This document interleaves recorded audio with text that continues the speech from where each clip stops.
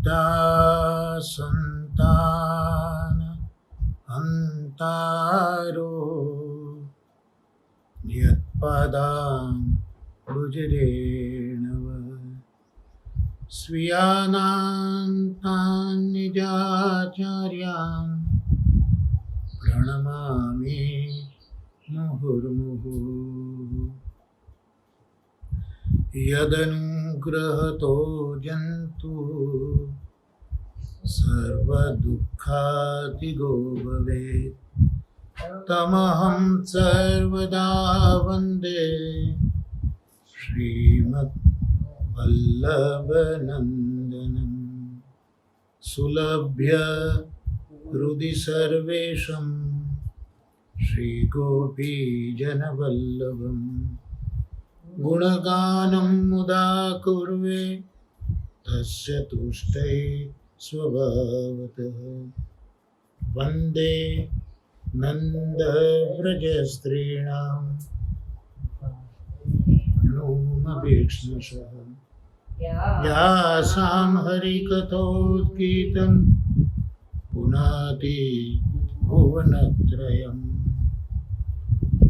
વાર્તા સાહિત્યમાં શ્રી કૃષ્ણજીના અનુગ્રહથી શ્રી કૃષ્ણ ભટ્ટની વાર્તાના પ્રસંગોનું અવગાહન આપણે કરી રહ્યા છે. આજે હવે વાર્તા પ્રસંગ 8મો એ આપણે જોઈશું. કૃષ્ણ ભટ્ટજીને ત્યાં એકવાર વૈષ્ણવો આવ્યા. કૃષ્ણ સ્મરણ કરીને બધાને આવકાર્યા. એ વૈષ્ણવો કૃષ્ણ ભટ્ટ પાસે એક વિનંતી કરે છે. શેની વિનંતી કરી? રાસ માટે વિનંતી કરી. કૃષ્ણ ભટ્ટ એ વૈષ્ણવને કહે છે કે રાસ એ તો વ્રજનો ઉત્સવ છે. રાસોત્સવ એ તો વ્રજનો ઉત્સવ કહેવાય. એટલે તમે વ્રજમાં જાઓ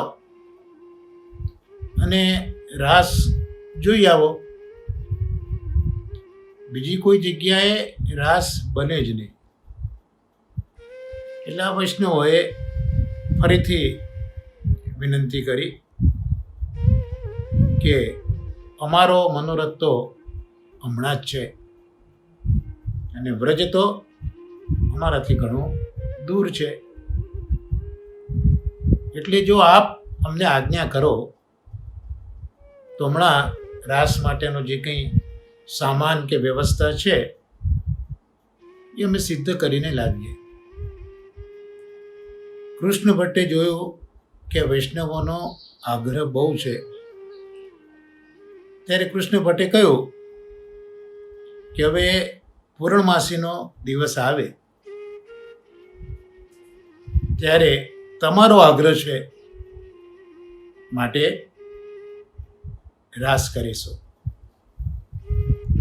આટલા પ્રસંગમાં જોઈએ તો આ રાસની પરંપરા, રાસ કરાવવાની એક રીત એ માર્ગમાં એ વખતથી હતી. રાસધારીઓ, ઠાકોરજીઓ તો રાસ કર્યો, પણ શ્રી ગુસાઈજીના જીવનમાં પણ જોઈએ એ સમયે પણ રાસધારીઓ હતા જે બધે ફરતા અને રાસ કરતા.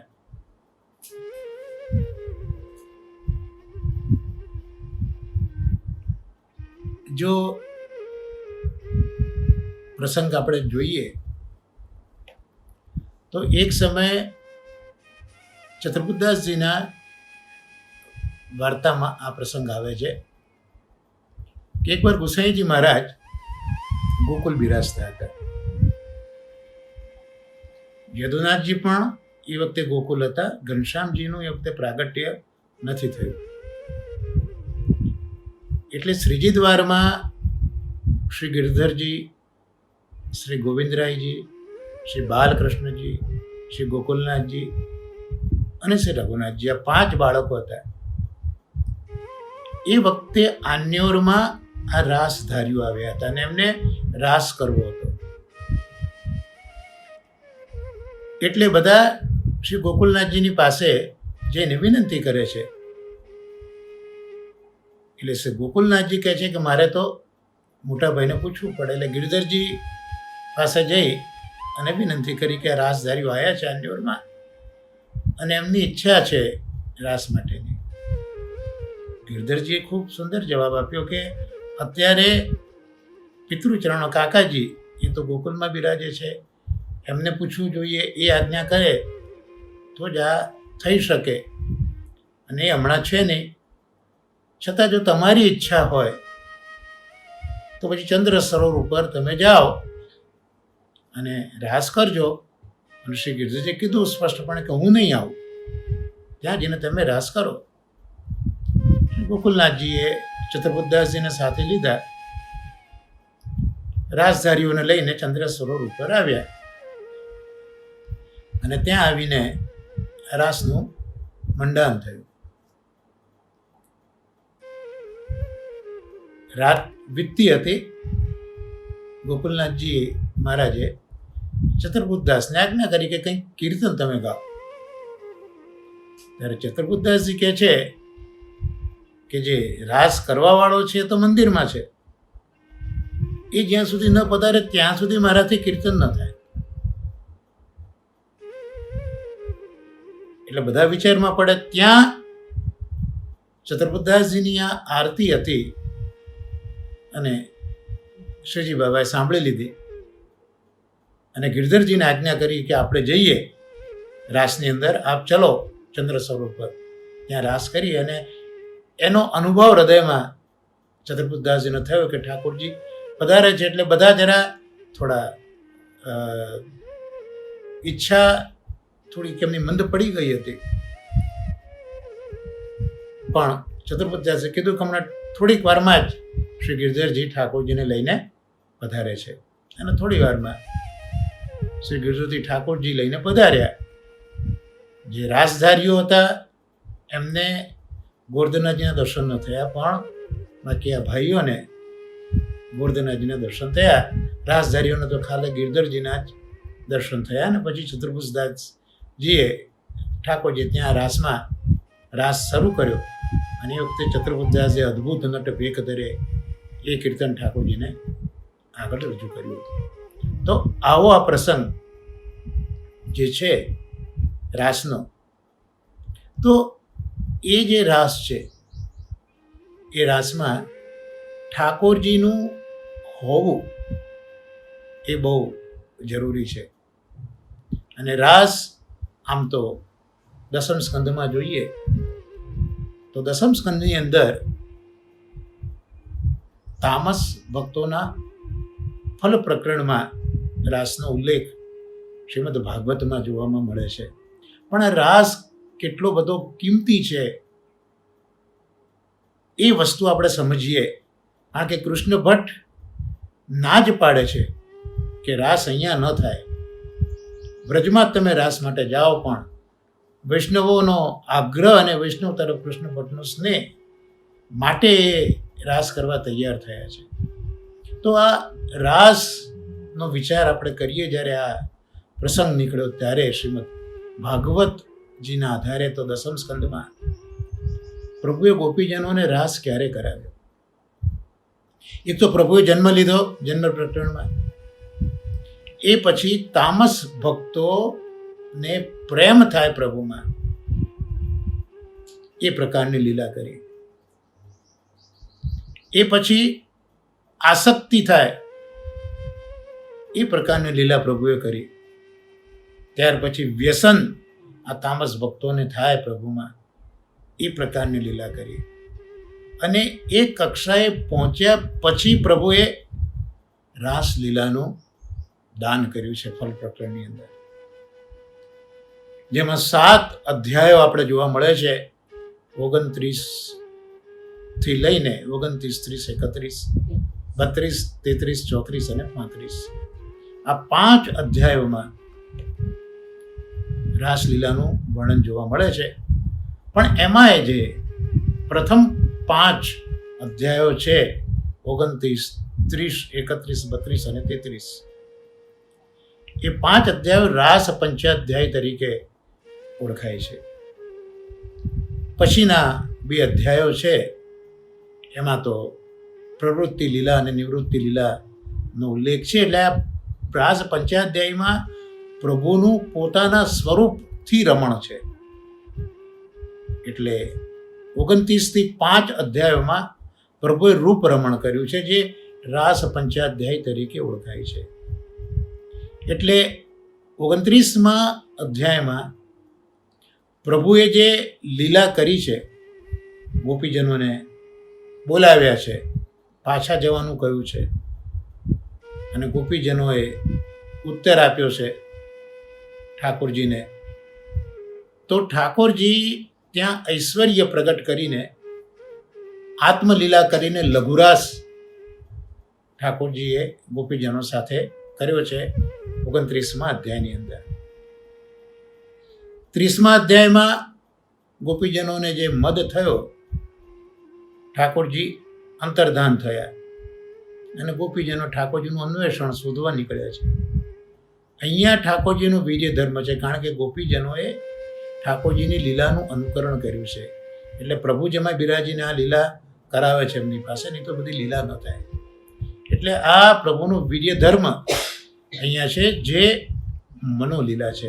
પ્રથમ જે લીલા કરી ઐશ્વર્યવાળી, ત્યાં આત્મલીલા છે, કારણ કે પ્રભુના જ આત્મા સ્વરૂપ આ બધા બ્રજ ભક્તો છે, આત્મલીલા છે. બીજામાં જ્યારે પ્રભુને શોધવા નીકળ્યા ત્યાં મનોલીલા છે, પ્રભુનો ત્યાં પ્રવેશ છે, ત્યારે આ લીલા કરી ત્યાં વીર્ય ધર્મ પ્રગટ કર્યો છે 30મા અધ્યાયમાં. 31મા અધ્યાયની અંદર પ્રભુ ન મળ્યા, ગોપીજનોએ સ્તુતિ કરી છે, ગોપી ગીત ગાયું છે. આ પ્રભુનો યશધર્મ છે. એટલે અહીંયા વાણી દ્વારા ગીત ગવાયું, અને પ્રાણ હોય તો જ વાણી પ્રગટ થાય, કારણ કે વાયુ અને અગ્નિના સંબંધથી ધ્વનિ નીકળતો હોય. એટલે આ વાક પ્રાણ લીલા એ આ 31મા અધ્યાયમાં થઈ છે, જે પ્રભુનો યશધર્મ છે. ત્યાર પછી ગોપીજનોને પ્રભુ આશ્વાસન આપે છે, પ્રગટ થાય છે, આશ્વાસન આપે છે. તો અહીંયા જે ગોપીજનોનું મંડળ છે એની અંદર ઠાકોરજી શોભ્યા છે. ગોપીજનોના ઉત્તરીય વસ્ત્ર પર પ્રભુ બિરાજ્યા છે. તો આ પ્રભુનો શ્રીધર્મ છે, અને તે ઇન્દ્રિય લીલા પ્રભુની છે. અને પછી જે 33મો અધ્યાય આવ્યો, રાસ પંચાધ્યાયનો 5મો અધ્યાય, ત્યાં હવે ક્રમ બદલાયો છે. જે 6 ધર્મ છે, ઐશ્વર્ય, વીર્ય, યશ, શ્રી, ત્યાં સુધી ક્રમ બરોબર છે. પણ હવે જે મહારાજ પ્રભુ જે કરી રહ્યા છે, જે શારીર લીલા છે, એટલે પ્રભુએ ગોપીજનોના જે શરીર છે એ આધિદૈવિક કરી દીધા છે અને લીલા થઈ છે. તો અહીંયા મહાપ્રભુજી ધર્મ સહિત ધર્મી બિરાજે છે, એવું આ રાસ પંચાધ્યાયમાં સુબોધિનીજીમાં આજ્ઞા કરે છે. એટલે આપણને ખ્યાલ આવે કે આ જે રાસ લીલા માટે ઉજ્જૈનના આવ્યા છે વૈષ્ણવો, પણ કૃષ્ણ ભટ્ટ ના પાડે છે કે બ્રજમાં જાઓ, કારણ કે આ રાસ શું વસ્તુ છે એ કૃષ્ણ ભટ્ટજી તો જાણે છે, કારણ કે મહાપ્રભુજી ગુસાઈજીના ગ્રંથોનું એમને સતત અવગાહન છે. એટલે એકદમ એ તૈયાર થતા નથી. એટલે કૃષ્ણ ભટ્ટ સમજે છે કે રાસ એમાં તો જે ગોપીજનો છે એ બધી રસની સરિતાઓ છે, અને ઠાકોરજી છે એ રસનો સાગર છે. તો રાસ એટલે રસ સરિતાઓ અને રસ સાગરનું જે પરસ્પર સર્વસ્વ સમર્પણ છે, એ આ રાસ છે. રાસ ગોપીજન અને ગોવિંદનો વિહાર છે. અને આ રાસ એનો જે સુખ છે એનો અનુભવ તો ઇન્દ્ર છે, જેની પાસે બધું જ ઐશ્વર્ય છે, એને પણ આવા આ રાસનો સુખનો અનુભવ તો ઇન્દ્રને પણ નથી એવો આ રાસ છે. ઇન્દ્રને પણ શું દુર્લભ છે. અને આ એવી લીલા છે જેનાથી વિકાર શમી જાય છે, નિર્દોષતા આવે છે અને ભક્તિ વધારે છે. આ રાસ ઠાકોરજીને ગોપીજનનો છે, ત્યાં ખરેખર તો આ જે ગોપીજનો છે એ ગોપીજનો એ ઠાકોરજીના જ અંગમાંથી પ્રગટ થયેલા છે. એટલે શ્રુતિઓએ જે કહ્યું છે કે ભગવાન એકલા હતા, એમને એકલાને ન ગમ્યું એટલે ન રમ્યા, કારણ કે એકાકી રમતા નથી, એકાકી એમને ગમતું નથી, એટલે એમણે અન્યની ઈચ્છા કરી. અને એ અન્યની ઈચ્છા કરી એટલે જે કંઈ રૂપ પ્રગટ થાય એટલા રૂપવાળા પ્રભુ જ બન્યા. પ્રભુને એકલાને નહોતું ગમતું હતું એટલે અનેકની ઈચ્છા કરી, પણ એ સ્વરૂપે પ્રભુ જ બન્યા. એટલે જે પેલો આશ્લિષ્ટ સ્ત્રી પુરુષ હોય એ રીતે એક આત્મા બે પ્રકારે એમણે પ્રગટ કર્યો. અને પતિ પત્ની રૂપે પતિશ્ચ પત્નીશ્ચ ભવત સ એકાકી ન રમતે સ દ્વિતીયમ ઐચ્છત. તો પ્રભુ જ પોતે પતિ અને પત્ની રૂપે થયા. અને શાસ્ત્રો પણ લખે છે કે ગૌર તેજ વિના શ્યામ તેજ એકલાનું અર્ચન જપ કે ધ્યાન જો કોઈ કરે તો પાતક લાગે. એટલે અર્ચન કરવું હોય, ધ્યાન કરવું હોય, જપ કરવો હોય તો એકલું શ્યામ તેજ ન ચાલે, સાથે ગૌર તેજ પણ જોઈએ. એટલે આ જે ગૌર તેજ છે એ ગોપીજનો છે અને શ્યામ તેજ છે એ તો આપણા ગોવિંદ છે. પણ એ ગોપી ભાવ આવે ક્યારે? તો શરીરના ભ્રમથી, જ્યાં સુધી હું પુરુષ, હું સ્ત્રી, હું નપુંસક, આ જ્યાં સુધી શરીરના ભ્રમથી ભાન છે ત્યાં સુધી ગોપી ભાવ આવતો નથી. જ્યારે આ દેહનું ભાન આવું દૂર થાય ત્યારે જ ગોપી ભાવનાનો ઉદય થાય છે. ત્યાં સુધી ગોપી ભાવનાનો ઉદય થતો નથી. અને એટલે જ આ રાસ એ સામાન્ય વસ્તુ નથી. રાસ એ તો રસાત્મક ભગવાન છે, રસાત્મક ગોપીજનો છે. એટલે રસાત્મક ભગવાનની રસાત્મક ભક્તો સાથેની જે રસાત્મક લીલા છે એને રાસલીલા કહેવામાં આવે છે. એટલે રસાનામ સમૂહ ઇતિ રાસ. એટલે આ રસનો સમૂહ છે, બધા જ રસો એની અંદર સંમલિત છે અને એવો આ સમૂહ તે રાસ છે. અને શ્રુતિઓ તો કહે છે કે જે રાસ છે એ તો મોક્ષથી પણ પર છે. એટલે મોક્ષ કરતાં પણ ઉત્કૃષ્ટ એ રાસને ગણ્યો છે. કારણ કે આ રાસમાં જે પરમાનંદ છે એ પરમાનંદ પ્રગટ થયો છે. અને પ્રગટ થયેલા પરમાનંદનો અનુભવ જે લીલામાં થયો તે લીલા રાસ. આપણે ત્રણ પ્રકારના આનંદ જાણીએ છીએ. એમાં જે પરમાનંદ છે એ પરમાનંદ તો ખરો, પણ એનો અનુભવ જે લીલામાં પ્રભુએ કરાવ્યો છે ભક્તોને એ આ રાસલીલા છે, જ્યાં શૃંગાર રસની અનુભૂતિ છે. અને આ સંબંધ જે છે ઠાકોરજી અને ગોપીજનોનો, એ સંબંધ બહુ અદ્ભુત છે. શાસ્ત્રીજીએ રસાસ્વાદમાં લખ્યું છે કે હનુમાનજી તો બહુ ચતુર છે, તો હનુમાનજીની ચતુરાઈનો અનુભવ ઠાકોરજીએ ઈચ્છ્યું છે કે બધાને કરાવે. એટલે એક વખત હનુમાનજી રાજસભામાં પધાર્યા ત્યારે રામચંદ્રજી એમને પૂછે છે કે તમે કોણ? એટલે હનુમાનજી વિચારમાં પડી ગયા કે મારા સ્વામી મને અત્યારના પૂછે છે તમે કોણ, એટલે આ કોઈ સામાન્ય પ્રશ્ન નથી. કારણ કે સભા છે એટલે તો ચતુરાનો ચોતરો હોય, ત્યાં સામાન્ય પ્રશ્ન સ્વામી ન પૂછે. હનુમાનજીએ પોતાની બુદ્ધિમત્તા ત્યાં પ્રગટ કરી છે અને સ્વામીને કહે છે કે આ જે દેહ છે એ દેહ દ્રષ્ટિએ તો હું તમારો દાસ છું.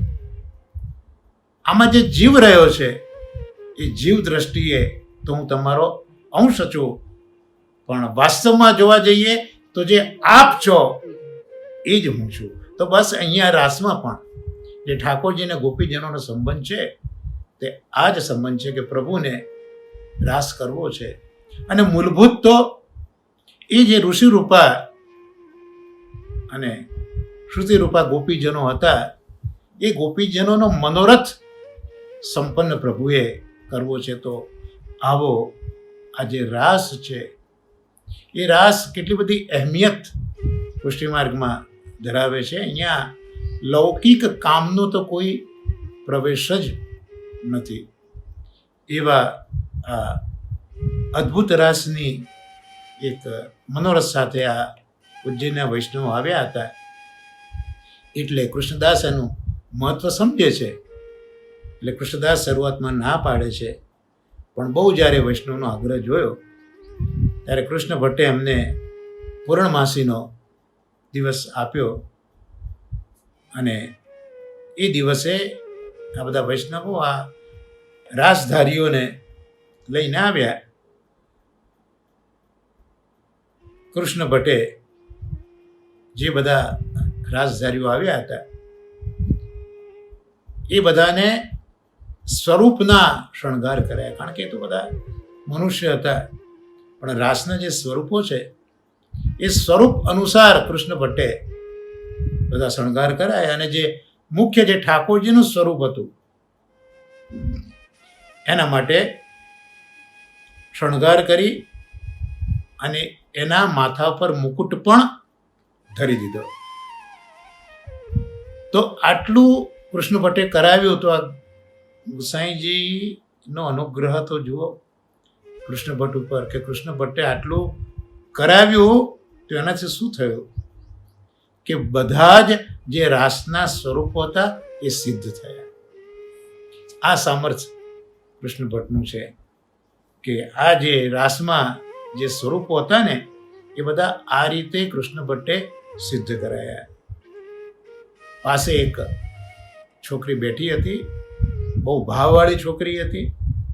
તો કૃષ્ણ ભટ્ટે એ છોકરીનો ભાવ પણ વાંચી લીધો અને બધા જ સ્વરૂપોના નેત્રમાં અંજન કરાવ્યું. એટલે આ રીતે પણ બધા સ્વરૂપોને અંજન કરાયું અને અંજન કરાયા પછી આ બધા જ સ્વરૂપો અતિશય સુંદર રીતે શોભવા લાગ્યા. હવે આટલી વિધિ કર્યા પછી કૃષ્ણ ભટ્ટ આ બધા સ્વરૂપોને રાસ મંડળમાં પધરાવે છે. પહેલાં તો બધાના શણગાર કર્યા, મુકુટ ધરાયો અને પછી કંઈક બાકી રહ્યું તે અંજન દ્વારા આ પ્રક્રિયા સંપન્ન કરી અને હવે બધાને બધા સ્વરૂપોને ત્યાં મંડળમાં પધરાવ્યા. એટલે અહીંયા શબ્દ વાપર્યો છે સર્વ સ્વરૂપન કોણ. એટલે જે આવ્યા હતા એ બધામાં આ રાસના સ્વરૂપોની ભાવના આ રીતે કૃષ્ણ ભટ્ટે સ્થાપિત કરી. અને એ બધા સ્વરૂપોને રાસ મંડળમાં પધરાયા. અને પછી કૃષ્ણ ભટ્ટ હવે ખૂબ જ સરસ રીતે એ પ્રત્યેક સ્વરૂપના દર્શન કરે છે. આ દર્શન આપણા જેવું નથી, કૃષ્ણ ભટ્ટનું દર્શન છે. એ શું કરે છે પછી આપણે ભાવ પ્રકાશમાં રીરાચૂર્ણ આપણને સમજાવશે, પણ આ બહુ સમજવા જેવું છે કે કૃષ્ણ ભટ્ટ આછી ભાંતિ સુંદર રીતે દર્શન કરે છે. એટલે આપણા દર્શન કરવાની ક્રિયા અને આવા બધા મહાનુભાવોના દર્શન કરવાની ક્રિયામાં ઘણો ફરક હોય છે. દર્શન કરે છે અને પછી એ દરેક સ્વરૂપને વારાફરતી દંડવત પ્રણામ પણ કરે છે. એવું નહીં કે બધા ભેગા છે ને દંડવત કરી લીધા, એવું નહીં. જેટલા રાસધારીઓના સ્વરૂપો સિદ્ધ કર્યા હતા એ દરેક સ્વરૂપને કૃષ્ણપટ દંડવત પ્રણામ કરે છે. તો હવે વાર્તા સાહિત્યમાં શ્રી ગોકુલનાથજી મહારાજ આજ્ઞા કરે છે ત્યારે એ બધા સ્વરૂપોમાં સાક્ષાત પુરુષોત્તમનો આવેશ થયો. હતા તો મનુષ્ય હતા, ભૌતિક પંચદેહ, પંચમહાભૂતનો દેહ હતો. પણ હવે આ કૃષ્ણ ભટ્ટની આટલી બધી ગુસાઈજીની જે કૃષ્ણ ભટ્ટ ઉપર પ્રમેય બળ છે, કૃપા છે, અને એ ગુસાઈજીના પ્રમેય બળથી કૃષ્ણ ભટ્ટનું જે સામર્થ્ય છે, એક ભક્ત તરીકેનું સામર્થ્ય, તે આ પ્રસંગમાં આપણને જોવા મળે છે કે બધા જ સ્વરૂપોમાં સાક્ષાત પુરુષોત્તમનો આવેશ છે. વૈષ્ણવો આપણે જ્યારે વલ્લભકુળ પાસે જઈએ ઠાકોરજીને પુષ્ટ કરાવવા, ત્યારે આપણી પાસે તો છબીજી કે મૂર્તિ કે ચિત્રજી જે હોય તે, પણ જ્યારે વલ્લભકુળ એને પુષ્ટાવે છે, અર્થાત ઠાકોરજીના એ ભાવનો આવિર્ભાવ કરે છે. પુરુષોત્તમ ભાવ, પુષ્ટિ પુરુષોત્તમ ભાવ એ છબીજીમાં કે મૂર્તિમાં એ બિરાજાવે છે પોતાના સામર્થ્યથી, ત્યારે એમાં સાક્ષાત પુરુષોત્તમનો આવેશ થાય છે. તો અહીંયા આ કૃષ્ણ ભટ્ટનું આ સામર્થ્ય આ વાર્તા સાહિત્યમાં બતાવ્યું છે. સામર્થ્ય તો ખરું જ, પણ સાથે સાથે શ્રી ગુસાઈજીનું કેટલું જબરજસ્ત પ્રમેય બળ આ પોતાના સેવકમાં છે કે એ બધા રાસધારીઓ ને સ્વરૂપમાં તો પરિવર્તિત કર્યા, પણ એ સ્વરૂપમાં પાછો પુરુષોત્તમનો આવિર્ભાવ કર્યો. અને એ સાથે જ કૃષ્ણ ભટ્ટે પ્રત્યેક સ્વરૂપને દંડવત કર્યા, પ્રભુનો આવિર્ભાવ થયો. એ સાથે વૈષ્ણવોએ પણ આ બધા સ્વરૂપને દંડવત પ્રણામ કર્યા. એટલે આ વૈષ્ણવોને પણ એની અનુભૂતિ થઈ કે આ બધા સ્વરૂપો હવે અલૌકિક સ્વરૂપો બન્યા છે. પુરુષોત્તમનો એમાં આવિર્ભાવ થયો છે, એ અનુભૂતિ પેલા વૈષ્ણવોએ પણ કરી. કૃષ્ણ ભટ્ટે તો કરી અને થઈ જ ગઈ, પણ વૈષ્ણવને પણ થઈ, પ્રમાણ મળી ગયું કે પુરુષોત્તમ સ્વરૂપમાં બિરાજે છે. અહીંયા હવે ખૂબ સુંદર ભાવ પ્રકાશ શ્રી વિરાચરણો કરે છે કે પુષ્ટિ માર્ગની આ જ રીત છે કે ભાવના કરો તો એ ભાવનાથી એમાં સ્વરૂપ પધારે. જો એટલે જ મહાપ્રભુજીએ વસુદેવ છકડા જ્યારે સોના મોરો પેલો લાખનો ઘોડો કર્યો હતો, પણ એમાં ભાવના શાલિગ્રામની કરી હતી.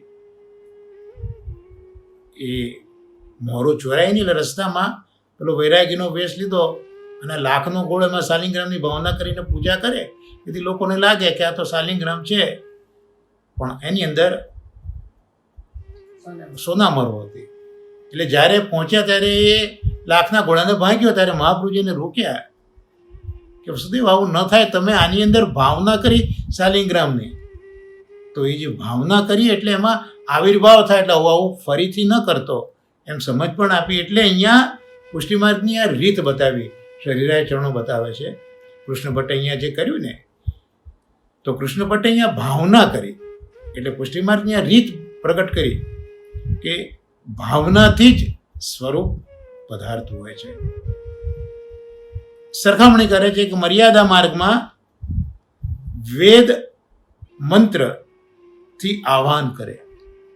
આપણે ત્યાં પ્રસંગો થતા હોય છે લગ્ન વગેરેમાં કે બીજા કોઈ પણ એવા વૈદિક પ્રસંગોમાં મર્યાદામાં જોઈએ તો એ દેવને પહેલાં બિરાજાવીને પછી આહ્વાન કરે, હવે તમે આમાં પધારો, ગણેશજી તમે પધારજો, મહેશજી તમે પધારજો, માતા તમે પધારજો, એમ આહ્વાન કરે. ત્યારે એ મંત્રોના આહ્વાનથી એમાં સ્વરૂપ પધારે. જ્યારે પુષ્ટિ માર્ગમાં જે ભગવદીય હોય એ જ્યારે ભાવ કરે ત્યારે સ્વરૂપનો આવિર્ભાવ થાય છે. એટલે અહીંયા જે રાસધારીઓ આવ્યા છે એને જુએ છે કૃષ્ણદાસ દર્શન કરે છે. બસ આ જે દર્શન કરવાની જે પ્રક્રિયા છે, મેં કહ્યું ને કે લખ્યું છે કે બહુ સુંદર રીતે આછી ભાંતિ દર્શન કીએ, આવું લખે છે ભારતીય સાહિત્યમાં. એટલે આ જે દર્શન છે એ નેત્ર દ્વારા ગુસાઈજીનું સામર્થ્ય, કે એ જે ભાવના હતી, કારણ કે હૃદયની અંદર ઠાકોરજી બિરાજતા હતા, અને નેત્રના એ વિશિષ્ટ દર્શનથી જે ભાવ થયો, તો આ ભગવદીયના ભાવથી આ બધામાં સ્વરૂપનો આવિર્ભાવ થયો. એટલે મર્યાદા માર્ગની અંદર મંત્રથી આહ્વાન થાય, જ્યારે પુષ્ટિ માર્ગમાં તો રીત જ એવી છે કે ભાવનાથી સ્વરૂપ પધારે. એટલે અહીંયા કૃષ્ણ ભટ્ટજી જેવા ભગવદીઓ હોય એ ભાવ કરે છે અને સ્વરૂપનો આવિર્ભાવ કરે છે. એટલે સંન્યાસ નિર્ણય ગ્રંથમાં આચાર્ય ચરણોએ આજ્ઞા કરી, ભાવો ભાવનયા સિદ્ધ સાધનમ નાન્ય ઈષ્યતે. ભાવ છે એ ભાવનાથી જ સિદ્ધ થાય. એટલે ભાવને ઉત્પન્ન કરવા માટે જે કંઈ ક્રિયાકલાપ કરવા પડે એનું નામ ભાવના કહેવાય, અને ભાવનાથી જ ભાવ સિદ્ધ થતો હોય છે. એટલે અહીંયા લખ્યું કે સ્વરૂપનો આવિર્ભાવ થયો. હવે આપણે જ્યારે ભાગવતાર્થ પ્રકરણ જોઈશું, એમાં શ્રી મહાપ્રભુજીની કૃપાથી આપણે પ્રથમ સ્કંદના 2 અધ્યાયોનું અવગાહન કર્યું છે. હવે 3જો અધ્યાય અવતારોનો છે. ત્યાં મહાપ્રભુજીએ ખૂબ સુંદર તત્વાર્થ દીપ નિબંધમાં અવતાર વિશે સમજાયું છે. મહાપ્રભુજી ત્યાં આજ્ઞા કરે છે કે આવિર્ભાવ, અહીંયા આપણે જોયું ને કે સ્વરૂપનો આવિર્ભાવ થયો. એટલે આવિર્ભાવ 2 પ્રકારે મહાપ્રભુજી સમજાવે છે. એક આવેશ અને બીજો અવતાર. આવેશ અને અવતાર આ બંનેમાં આવિર્ભાવ જ છે એમ શ્રી મહાપ્રભુજી કહે છે. તો પછી આવેશ અને અવતારમાં ફેર શું? આવિર્ભાવ એ જ આવેશ છે, આવિર્ભાવ એ જ અવતાર છે, મહાપ્રભુજી સમજાવે છે. તો ફરક ક્યાં પડે? તો આપણે જોયું બીજા અધ્યાયમાં જ્યારે કૃષ્ણના શું ઈચ્છાથી પ્રગટ થયા, ત્યાં આપણે જોયું કે સત્વ ગુણનો આધાર હોય ત્યાં જ પ્રભુનું પ્રાગટ્ય થતું હોય છે. એટલે સત્વ ધર્મની મુખ્યતા હોય ત્યાં જ પ્રભુ પ્રાગટ્ય થતું હોય છે. તો સત્વ ગુણ ત્યાં 2 ભેદ મહાપ્રભુજી સમજાવે છે. એક શુદ્ધ સત્વ અને બીજું અશુદ્ધ સત્વ. શુદ્ધ સત્વ તો જે 3 ગુણો છે, સત્વ, રજ અને તમ. તો માત્ર ને માત્ર જ્યારે સત્વ ગુણ છે ત્યારે એ શુદ્ધ સત્વ છે, પણ એ સત્વમાં જ્યારે રજસ અને તમસ ભળે ત્યારે સત્વ શુદ્ધ નથી, એ અશુદ્ધ સત્વ છે. તો જ્યારે અશુદ્ધ સત્વ થાય, એમાં રજસ તમસ ભળેલા હોય, અને એ વખતે ભગવાનનો જો આવિર્ભાવ ત્યાં થયો ત્યારે એને આવેશ કહેવાય. એટલે ભગવાનનો આવિર્ભાવ તો આવેશમાં પણ છે અને અવતારમાં પણ છે, પણ જે સત્વપણાનું જે શુદ્ધત્વ છે એ જ્યાં નથી, એ સત્વમાં જ્યારે રજસ અને તમસ મિશ્ર થયા છે, આવું અશુદ્ધ સત્વ છે, ત્યાં જ્યારે ભગવાન આવિર્ભૂત થાય ત્યારે એને આવેશ કહેવામાં આવે. એટલે અત્યારના આ જે રાસધારીઓ છે એમાં સ્વરૂપનો આવિર્ભાવ થયો છે, એટલે જ્યાં સુધી રાસ ચાલે ત્યાં સુધી આવિર્ભાવ રહે, એટલે એને આવેશ કહેવાય. ભલે આવિર્ભાવ સ્વરૂપનો છે પણ આવેશ કહેવાય, કારણ કે પછી એ રાસનો પ્રસંગ પૂરો થશે એટલે પાછા હતા ત્યાંના ત્યાં એ આવી જશે. જો પૃથુને પણ 4થો સ્કંદ આપણે જોઈશું ભાગવતમાં, પૃથુને પણ ત્યાં ભગવાન કયા છે. એટલે ભગવાનનો આવેશ છે, કારણ કે પૃથ્વીનું દોહન કરવું છે ને, તો એ સામર્થ્ય પૃથુમાં ક્યારે આવ્યું? જ્યારે ભગવાનનો આવેશ થયો ત્યારે. એટલે પૃથુને આવેશ થયો. નારદજીમાં પણ ભગવાનનો આવેશ છે. એટલે ત્યાં આ બંને જગ્યાએ શુદ્ધ સત્વ નથી, પણ સત્વ સાથે રજસ અને તમસ બે ભળેલા છે. અને છતાં પ્રભુનો જે આવિર્ભાવ થયો છે એ એક ચોક્કસ કામ પૂરતો એ આવિર્ભાવ રહે, એ કાર્ય સંપન્ન થયું એટલે એ આવેશ જતો રહે. તો આવી રીતે અહીંયા આવિર્ભાવ શબ્દથી શ્રી મહાપ્રભુજીના અવતારનું સ્મરણ થયું એટલે આ આવિર્ભાવ થયો. પણ આ અવતાર નથી. જ્યારે અવતાર તો સતત શુદ્ધ સત્વાત્મક રહ્યા જ કરે. કૃષ્ણ અવતાર છે, રામ અવતાર છે, વરા અવતાર છે, મત્સ્ય અવતાર છે. એટલે જ્યાં સુધી એ છે અવતાર સાથે શુદ્ધ સત્વમાં એ જ આ અવતાર રહ્યો છે. શુદ્ધ સત્વની અંદર એ બિરાજીને રહ્યા છે. અને કોઈ એક કાર્ય કરીને પછી એ જતા રહ્યા છે, એ આવેશ એ જતા રહ્યો છે, એવી રીતનું નથી. તો આવી રીતે અહીંયા ભગવદીયના ભાવથી સ્વરૂપનો આવિર્ભાવ થયો, જે આચાર્ય ચરણોએ સમજાવ્યું આપણને. એટલે ભાવની સિદ્ધિ ભાવના કરવાથી જ થાય. એટલે આ માર્ગમાં ભાવના કરીને બધા જ ફળની સિદ્ધિ થાય છે. પણ અહીંયા ભાવના બ્રજ ભક્તોએ, ગોપીજનોએ જે ભાવના કરી તે, અને આ ગોપી ભાવ ક્યારે મળે એ આપણે હમણાં જ શરૂઆતમાં જોયું. રાસને સમજતા કે ગોપી ભાવ ક્યારે આવે. તો આ જે કૃષ્ણ ભટ્ટની વાર્તા છે એમાં મહાપ્રભુજી હરિરાય ચરણો સમજાવે છે કે ભાવની સિદ્ધિ ભાવનાથી થાય. એટલે આ માર્ગમાં ભાવના કરીને જ બધા જ ફળની સિદ્ધિ છે. કૃષ્ણ ભટ્ટના હૃદયમાં લીલા સહિત ભાવાત્મક કૃષ્ણની સ્થિતિ છે. આ કૃષ્ણ ભટ્ટ કેમ આવું કરી શક્યા એનું આ રહસ્ય અહીંયા શ્રી હરિરાય ચરણો સમજાવે છે કે કૃષ્ણ ભટ્ટના હૃદયમાં લીલા સહિત ભાવાત્મક કૃષ્ણની સ્થિતિ છે. અને એ હૃદયમાં બિરાજેલા ભાવાત્મક કૃષ્ણ જ્યારે કૃષ્ણ ભટ્ટને જે સામર્થ્ય મળ્યું છે એ પેલા દર્શનથી આવિર્ભાવ આવેલા સ્વરૂપોમાં કરી દે છે. એટલે એમની ભાવનાથી જ આ લીલા સંયુક્ત પુરુષોત્તમનો આવિર્ભાવ થયો છે. પણ હૃદયમાં લીલા સહિત કૃષ્ણની સ્થિતિ છે. હંમેશા લીલાનું વ્યવધાન જરૂરી છે કૃષ્ણ સ્મરણમાં. નહીં તો કૃષ્ણમાં મળી જાય. જો લીલાનું વ્યવધાન ન હોય તો કૃષ્ણમાં મળી જવાય. કૃષ્ણ એકલા હોય તો પણ લીલા સહિત કૃષ્ણ હોય તો ત્યાં જીવ કૃષ્ણ કરતાં અલગ રહેતો હોય છે. કૃષ્ણમાં એનો પ્રવેશ નથી થતો, પણ એ લીલા કૃષ્ણની એ વ્યવધાન બને છે. એટલે એને લીલા સહિત કૃષ્ણના દર્શન થતા હોય છે. તો આ રીતે કૃષ્ણ ભટ્ટ પોતાના હૃદયમાં લીલા સહિત જે કૃષ્ણની સ્થિતિ છે એ જ કૃષ્ણની સ્થિતિ આ રીતે આ જે સ્વરૂપ બન્યા છે રાસના એમાં આવિર્ભૂત કરી દે છે. તો આ રીતે ખૂબ સુંદર ભાવ પ્રકાશ હરિરાય ચરણો કર્યો છે. અને આપણને પણ મહાપ્રભુની કૃપાથી આવિર્ભાવ એ જ અવતાર, આવિર્ભાવ એ જ આવે છે. પણ હવે આપણે ભાગવત અર્થમાં આગળ જોઈશું. અને આટલું થયું, પુરુષોત્તમનો આવિર્ભાવ થયો બધા સ્વરૂપોમાં, અને લીલા સંયુક્ત પુરુષોત્તમનો.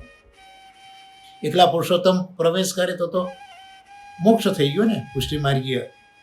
પણ લીલા સહિત છે કૃષ્ણ, એટલે ત્યાં વ્યવધાન છે. ત્યાં મળી જવાનું નથી ઠાકોરજી સાથે. અને હવે બધા જ સ્વરૂપોએ નૃત્યનો આરંભ કર્યો. એટલે જ્યારે આવિર્ભાવ જ પ્રભુનો હતો, ભાવાત્મક પ્રભુનો, લીલા સહિત, એટલે અલૌકિક નૃત્ય. પછી નૃત્ય અલૌકિક બન્યું.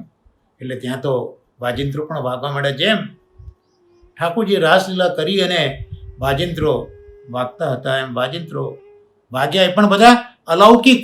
એટલે એ વખતે જે કંઈ વાજિંત્રો વાગ્યા છે એમાં પણ એ વાજિંત્રોના અલૌકિક ભાવોનો પ્રવેશ થયો. એટલે એ જે વાજિંત્રો વાગ્યા એ પણ અલૌકિક હતા. અને જે દર્શન પણ ત્યાં થયું એ આ રીતે અલૌકિક દર્શન થયું.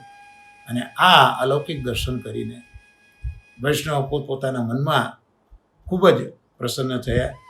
તો અલૌકિક સુખ એ વખતે બધા વૈષ્ણવને થયું. પણ જો હવે આ જે મહાનુભાવ છે કૃષ્ણ ભટ્ટ, એમના હૃદયની પરિસ્થિતિ જુઓ હવે, કે જેને દર્શન કર્યા એ બધાને તો અલૌકિક સુખની અનુભૂતિ થઈ, બધા પ્રસન્ન થઈ ગયા મનમાં. પણ એ કૃષ્ણ ભટ્ટ છે જેમને હૃદયમાં ખૂબ ખેદ થયો. કૃષ્ણ ભટ્ટને ખેદ થયો. આપણને એમ લાગે કે આટલું બધું કર્યું અને હવે કૃષ્ણ ભટ્ટને ખેદ કેમ થયો? કારણ કે આ માર્ગમાં સ્વામીને શ્રમ ન પડે એ જ સેવા ગણી છે. સ્વામીને સુખ થાય તો જે સેવા ગણાય, સ્વામીને શ્રમ થાય એ આ માર્ગમાં સેવા ન કહેવાય. એટલે કૃષ્ણ ભટ્ટને આટલું બધું થયું, પણ હવે હૃદયમાં બહુ જ ખેદ થયો કે અરે રે, મેં આ શું કર્યું? ઠાકોરજીને મેં આટલો બધો શ્રમ કરાયો. જો એટલે ઘણી વખત આ જે મહાનુભાવો છે એમના મુખે બહુ સુંદર સુંદર વસ્તુઓ સાંભળવા મળે. મહાનુભાવના મળે મેં સાંભળ્યું છે કે જ્યાં ત્યાં ભગવત ધામમાં પણ જવું નહીં. ચલો મન થયું કે આ જગ્યાએ જઈ આવ્યા, ત્યાં ન જવું. એનું કારણ એમનો ભાવ તો જુઓ કે જે સાચો વૈષ્ણવ છે, સાચો ભગવદીય છે, એના હૃદયમાં ઠાકોરજી બિરાજે છે. તો જેમ વિદુરજીએ તીર્થયાત્રા કરી ત્યારે વિદુરજીના હૃદયમાં બિરાજેલા ગદાધારી ભગવાને એ જે તે તીર્થ ક્ષેત્રના પાપોને દૂર કર્યા, પ્રભુને શ્રમ લેવો પડ્યો છે. એમ આવો ભગવદીય હોય જેના હૃદયમાં પ્રભુ બિરાજે છે, એ જ્યારે કોઈ તીર્થ ક્ષેત્રમાં જાય ત્યારે તીર્થ ક્ષેત્રમાં ભેગા થયેલા પાપોના સમૂહને દૂર કરવાનું કાર્ય એના હૃદયમાં રહેલા ભગવાન કરે છે. આમાં પ્રભુને શ્રમ પડે છે. એટલે આ બધી પુષ્ટિમારી કે કેટલીક વાતો એવી છે કે પ્રભુ પ્રેરણાથી સમજાવે, ભાવાત્મક વાતો તો જ સમજાય, બાકી આમાં ખરેખર મને તો કંઈ સમજાતું નથી. પણ અહીંયા આ પ્રસંગ આવ્યો ત્યારે મને થયું કે કૃષ્ણ ભટ્ટને હૃદયમાં બહુ જ દુઃખ થયું કે અરે મેં ઠાકોરજીને શ્રમ કરાયો. એટલે આવો તાપ ભાવ કૃષ્ણ ભટ્ટ હૃદયમાં ખૂબ કર્યો. અને એ તાપ હતો ને એ પછી નેત્રમાંથી જલ બનીને જલ પ્રવાહની જેમ વહેવા લાગ્યો. તાપની પરાકાષ્ઠા આવી ગઈ. એ જે હૃદયમાં જે વ્યથા હતી એ આંસુ બનીને વહેવા લાગી. પણ ઠાકોરજી તો પરમ કૃપાળુ છે, પરમ દયાળ ઠાકોરજી છે. એટલે એ સમયે કૃષ્ણ ભટ્ટની વાત ઠાકોરજીએ માની લીધી અને બધા જ વૈષ્ણવને અલૌકિક સુખ મળે. તો એક આવા તાદ્રશી જન હોય, આવા ભગવદી હોય, એની કૃપાથી કેટલાય જીવોને આવા અલૌકિક સુખની પ્રાપ્તિ થઈ. તો પ્રભુ આવા ભક્ત વત્સલ છે. શાસ્ત્રીજીનો આજે જ મેં સત્સંગ સાંભળ્યો, એમાં શાસ્ત્રીજી પૂછે છે કે ઠાકોરજીને બંધાવું ગમે કે ન ગમે? ઠાકોરજીને બંધાવું ગમે કે ન ગમે? એટલે બધા જ કથામાં બેઠેલા વૈષ્ણવ એમની રીતે જવાબ આપતા હતા. ત્યાં પછી એમણે આ દામોદર લીલાનો પ્રસંગ કહ્યો કે માએ તો પ્રયત્ન ખૂબ કર્યો પણ ઠાકોરજી નથી બંધાયા. પણ પછી કૃપયાથી સ્વબંધને પ્રભુ પોતાની ઈચ્છાથી બંધાયા છે. એટલે આમ તો પ્રભુ બધાને બાંધે, જેમ બલિને બાંધ્યો. બલિ નામ જ એ છે, યજ્ઞમાં જે પદાર્થ હોમવાનો વપરાય એને બલિ કે, અને એને બાંધીને જ લાવવો પડે. તો ભગવાને બલિને બાંધ્યો એટલે બાંધવો એ પ્રભુનો ગુણધર્મ છે, પણ બંધાવવું એ નથી. પણ પ્રભુ અહીંયા બંધાયા છે, આ પુષ્ટિ છે, અને બાંધવા તે મર્યાદા છે. તો પ્રભુ છે એને બંધાવું નથી ગમતું, પણ ભક્ત આગળ પ્રભુ બંધાઈ જાય છે. એટલે આ પ્રભુ પણ અહીંયા કૃષ્ણ ભટ્ટજીના જે કૃષ્ણ ભટ્ટ જે ભક્ત છે એની તરફ વત્સલતા બતાવીને પ્રભુ અહીંયા બંધાઈ ગયા છે. એટલે ભક્ત વત્સલાવા ભગવાન છે. અને મેં હમણાં જ કહ્યું આવેશ અને અવતારની વાત કરી મેં. તો આ છોકરામાં જે પેલો મુખ્ય કૃષ્ણ બન્યો હતો, જેના માથે મુકુટ પધરાવ્યું હતું, અંજન આંજ્યું હતું. આમ તો પ્રભુ નિરંજન છે, પણ અંજન વાળા પ્રભુ બની ગયા છે. જે છોકરો મુખ્ય બન્યો હતો એને આ રાસ લીલા પછી પણ 3 દિવસ સુધી પોતાના સ્વરૂપનું ભાન રહ્યું નથી. એટલે આ જે આવેશ છે કૃષ્ણનો, એ 3 દિવસ સુધી એનામાં આ આવેશ રહ્યો છે. છોકરાને પોતાના સ્વરૂપનું ભાન નથી રહ્યું. ચોથા દિવસે એ પોતે સાવધાન થયો છે. ચોથા દિવસે સાવધાન થયો છે.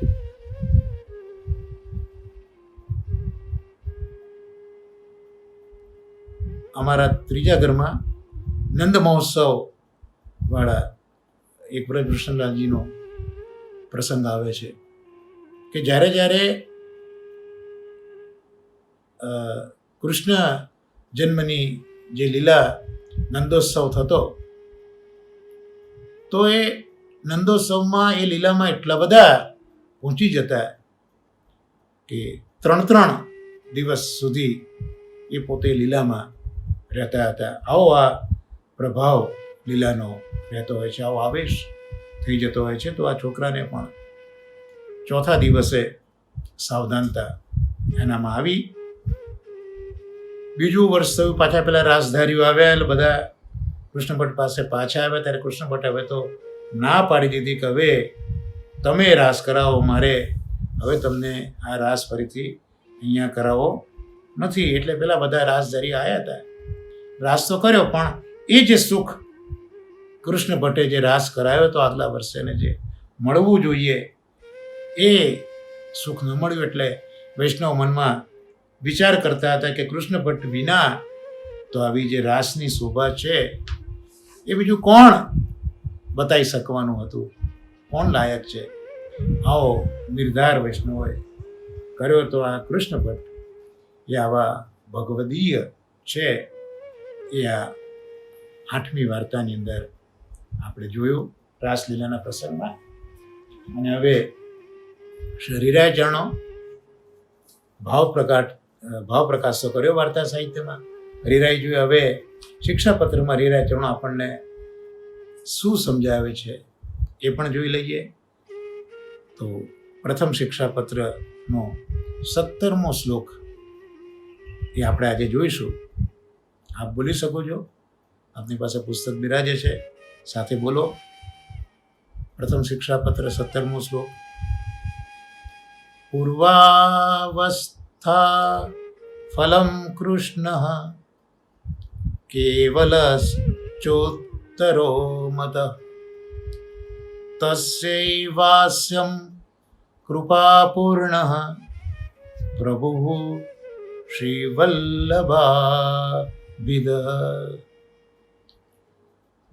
આપણે 15મા અને 16મા શ્લોકમાં જોયું હતું સંયોગની લીલા અને વિયોગની લીલા. અને વિયોગ જ ફલરૂપ બની જાય ત્યારે એ મોટામાં મોટું ફલ મહાપ્રભુજી પુષ્ટિમાર્ગમાં સમજાવે છે. એટલે પુષ્ટિમાર્ગી જીવો માટે જે આ વિરહ ભાવ છે એ જ આખો ફલાત્મક છે, જ્યાં અનેક સ્વરૂપે અનેક લીલા ઠાકોરજી ભીતરમાં કરીને એનો અનુભવ આ જીવને કરાવતા હોય છે. એટલે અહીંયા 17મા શ્લોકમાં કહ્યું કે પૂર્વાવસ્થા એટલે સંયોગાત્મક પૂર્વદલ. તો એનું ફલ કોણ છે? એના ફલ રૂપે શ્રી કૃષ્ણ છે. શ્રી કૃષ્ણ સ્વામિનીજી સહિત કૃષ્ણ. અને વિપ્રયોગાત્મક એ ઉત્તર દલ છે. પૂર્વદલ, પૂર્વાવસ્થા, સંયોગ, એનું ફલ પણ શ્રી કૃષ્ણ. અને વિપ્રયોગ એ ઉત્તર દલ. તો એ ઉત્તર દલ એ કેવલ ફલરૂપ છે, એટલે કેવલ કૃષ્ણ. પણ એ શ્રી કૃષ્ણ છે અને અહીંયા કેવલ કૃષ્ણ છે. શ્રી કૃષ્ણ સંયોગાત્મક છે, કેવલ કૃષ્ણ વિપ્રયોગાત્મક છે. એટલે સર્વોત્તમજીમાં પણ આનંદ પરમાનંદ બે નામ કે ત્યાં આનંદ માત્ર કૃષ્ણ વિપ્રયોગાત્મક સ્વરૂપ છે અને પરમાનંદ શ્રી કૃષ્ણ સ્વામિનીજી સહિત કૃષ્ણ એ સંયોગાત્મક સ્વરૂપ છે. એટલે અહીંયા ટૂંકમાં સાધન અને ફળ એ બંને શ્રી કૃષ્ણ છે અને એવા કૃષ્ણનું જ મુખારવિંદ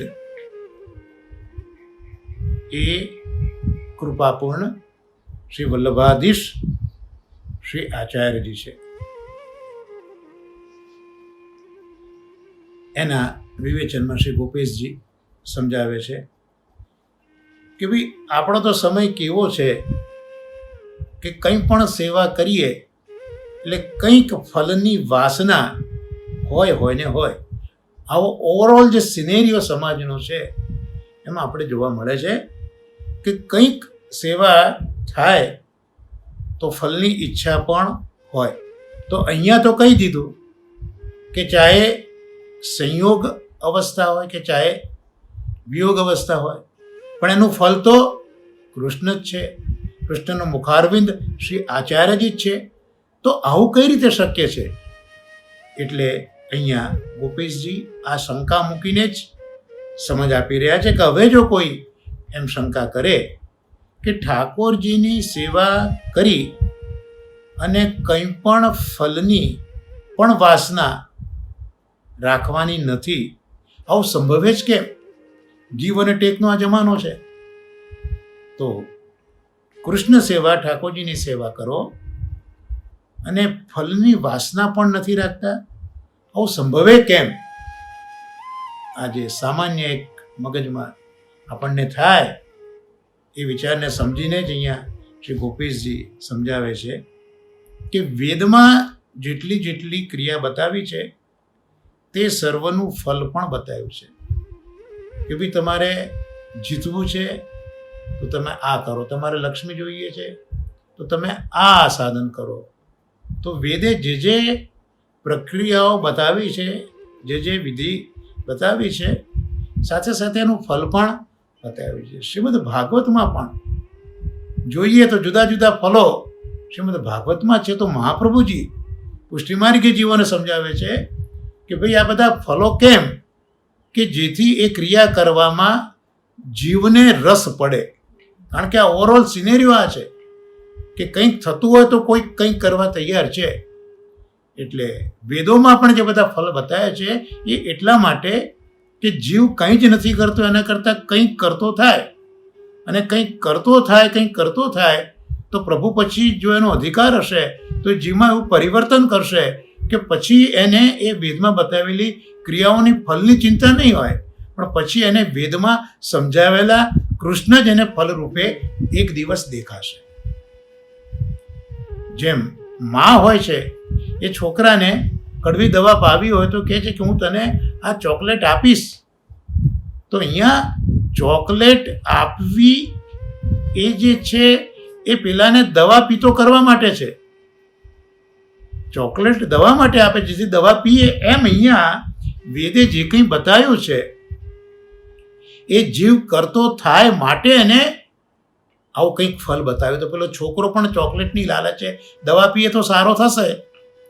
એવી રીતે અહીંયા પણ વેદો પણ જે ફલ બતાવે છે ફલની આશાથી જીવ કંઈક ક્રિયા કરતા થાય તો છેવટે એમને આ ફલ મળે. એટલે જ આચાર્ય ચરણોએ શ્રીમદ ભાગવતમાં ભલે અનેક ફલ બતાવ્યા પણ મુખ્ય તો પોતાના જીવને 5 ફલ જ બતાવ્યા છે જેનો સંબંધ શ્રી કૃષ્ણ જ છે, બીજો કોઈ સંબંધ નથી. એનો સંબંધ જ કૃષ્ણ છે. કારણ કે પુષ્ટિમાર્ગમાં જે અહીંયા હરિરાય ચરણો કહે છે અને શ્રી ગોપેશજી સમજાવી રહ્યા છે એમ સાધન અને ફલ તો કૃષ્ણ છે. એટલે વેદમાં જેટલી ક્રિયા બતાવી તે સર્વનું ફલ દર્શાવ્યું છે. ફલ વિના ક્રિયા વ્યર્થ છે. વેદશાસ્ત્રની મર્યાદા છે, પણ ફલ વિના ક્રિયા વ્યર્થ છે. આ તો એક મર્યાદા છે, અને વેદ એ મર્યાદા જ બતાવે છે. એટલે આ તો વેદની મર્યાદા છે. અને એટલે આવો વિચાર આવે ત્યાં કહે છે કે આચાર્યજી દ્વારા જે જીવ બ્રહ્મ સંબંધ લઈ પુષ્ટિ માર્ગની રીતિ અનુસાર ભગવત સેવા કરવામાં લીન થઈ જાય છે, તેને સેવા કરવામાં સાધન પણ શ્રી કૃષ્ણ અને એ કૃષ્ણ પોતે જ સાધન બની જાય છે, અને સેવા સિદ્ધ થયા પછી ફલ પણ શ્રી કૃષ્ણ પોતે જ બની જાય છે. આ પેલું જે છે ક્રિયા પછી ફલ, એ વેદશાસ્ત્રની મર્યાદા છે, પણ આ તો પુષ્ટિ માર્ગ છે.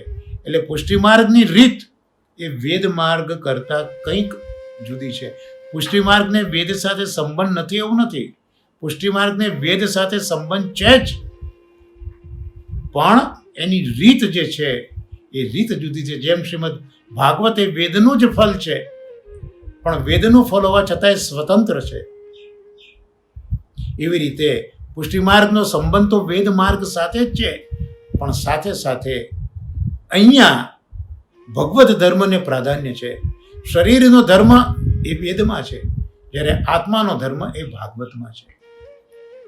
એટલે પુષ્ટિ માર્ગની રીતમાં જે કંઈ છે ક્રિયા અને કલાપ એ બધા ભગવત ધર્મ આત્મધર્મના આધારિત છે. એટલે અહીંયા જે ભગવત ધર્મ છે એ ભાગવત શીખવે છે કે અહીંયા સાધન પણ કૃષ્ણ છે અને ફલ પણ કૃષ્ણ છે. એટલે અહીંયા આપણને ઠાકોરજી મહાપ્રભુજી પધરાઈ આપ્યા, તો ફલ જ પધરાવી આપ્યું તમને કે ભાઈ આ કૃષ્ણની સેવા કર. તો કૃષ્ણ એ તો ફલ છે, તો મહાપ્રભુજી પહેલું ફલ જ પધરાયું કે લે આ ફલ એ જ તારું સાધન છે, હવે તું એની સેવાને ગુણાનું વાત કર, બસ તારે આ જ કરવાનું છે. એટલે અહીંયા સાધન રૂપે પણ કૃષ્ણ છે અને ફલ રૂપે પણ કૃષ્ણ છે. અહીંયા એટલે જ આપણી સેવા અને કથાનો ક્રમ એ કાયમ માટે ચાલુ જ રહે છે. પણ તો ફલ મળી ગયું એટલે ક્રિયા અટકી ગઈ, બસ ત્યાં પૂર્ણ વિરામ. જ્યારે અહીંયા પૂર્ણ વિરામ નથી. શ્રી કૃષ્ણ શરણમ મમ જે મહામંત્ર છે એમાં આ શ્રી કૃષ્ણ એ જ ફલ છે, અને શરણમ મમ એ આપણું કર્તવ્ય છે. એટલે મહાપ્રભુએ પહેલાં આપણને ફલ પધરાવીને પછી આપણું જે કર્તવ્ય અને ધર્મ છે તે કરવાનું કહ્યું છે. તો આમ વેદની મર્યાદા કરતાં આપણો આ ધર્મ જુદો છે. એમ ગોપીજી અહીંયા સમજાવે છે કે અહીંયા કૃષ્ણ પોતે જ સેવા કરવામાં સાધન બને છે, અને કૃષ્ણ પોતે જે સેવા સિદ્ધ થતાં ફલ બને છે. જેમ હમણાં આપણે પ્રસંગ જોયો કૃષ્ણ ભટ્ટનો, તો એ ફલાત્મક શ્રી કૃષ્ણ લીલા સહિત કૃષ્ણ ભટ્ટના હૃદયમાં બિરાજે છે આ વિપ્રયોગના સમયે. એટલે આ પુષ્ટિ માર્ગમાં સાધનમાં જ ફલની પ્રાપ્તિ આવી ગઈ. વેદ મર્યાદામાં સાધનરૂપ ક્રિયા જુદી છે અને ફલ પણ એનાથી જુદું છે. અને ફલ જેવું સિદ્ધ થયું એ સાથે પેલી ક્રિયા તમારી પૂરી થઈ ગઈ, ક્રિયાનો નાશ થયો. પણ પુષ્ટિ માર્ગમાં સાધન પણ શ્રી કૃષ્ણ, એટલે સેવા એ સાધન કૃષ્ણ સેવા, અને ફલ પણ શ્રી કૃષ્ણ સેવા જ છે. એટલે આચાર્યજી મહાપ્રભુજી એ તો ઠાકોરજીના મુખારવિંદ રૂપ છે. એમની જ્યારે પૂર્ણ કૃપા થાય તો જ જીવ શરણે આવે. એટલે જ મેં કહ્યું કે આ બધું પુષ્ટિમાર્ગી જીવો માટે છે, જેનું વર્ણ પુષ્ટિમાર્ગમાં છે એના માટે છે. એટલે મહાપ્રભુજીની પૂર્ણ કૃપા થાય તો જીવ શરણે આવે, આવીને પુષ્ટિમાર્ગીય ભગવત સેવામાં એ રુચિ રાખતો થાય. પણ આચાર્યજીની કૃપા વિના જીવ પુષ્ટિ માર્ગમાં પ્રવેશ કરી શકતો નથી. આ સિદ્ધાંત નિશ્ચય સમજવા જેવો છે. એટલે જેનો ને તેનો આ માર્ગમાં પ્રવેશ નથી. એટલે જ ચરસણી મહાપ્રભુજી પુષ્ટિ પ્રવાહ મર્યાદા ગ્રંથમાં ચરસણી જીવો પણ બતાવ્યા છે. આમ તેમ ફર્યા કરે, એમની રુચિ કશામાં ન હોય. જ્યારે આ પુષ્ટિ માર્ગ તો અનેરો છે, બધાનો એમાં પ્રવેશ નથી થતો. એટલે આ સિદ્ધાંત અહીંયા નિશ્ચય સમજવો કે પુષ્ટિ માર્ગમાં ચાહે પૂર્વાવસ્થાની સેવા હોય કે ચાહે ઉત્તરાવસ્થાની સેવા હોય, પણ ત્યાં સાધન પણ કૃષ્ણ છે અને ફલ પણ કૃષ્ણ છે. તો આજનો આ સત્સંગ શ્રી ભૂપેશજીના ચરણકમલમાં નિવેદિત કરી આજના સત્સંગને અહીંયા આપણે વિરામ આપીએ. પહેલાં સાથે જ આશ્રય પદગાન કરીએ. દ્રઢઈન ચરણન કેરો ભરોસો, દ્રઢઈન ચરણન કેરો શ્રી વલ્લભન ચંદ્ર છટા બિન સબ જુગમાં જ અંધેરો ભરોસો, દ્રઢઈન ચરણન કેરો સાધન और नहीं आकल में जासू हो तनिबेरो, सुर कहा कहे दुविधा धरो बिना मोलको चेरो भरोसो, लड़ाइन चरणन के. श्री गोवर्धन नाथ की जय. श्याम सुंदर श्री अम्ने महारानी की जय. श्री आचार्य श्री महाप्रभु जी की जय.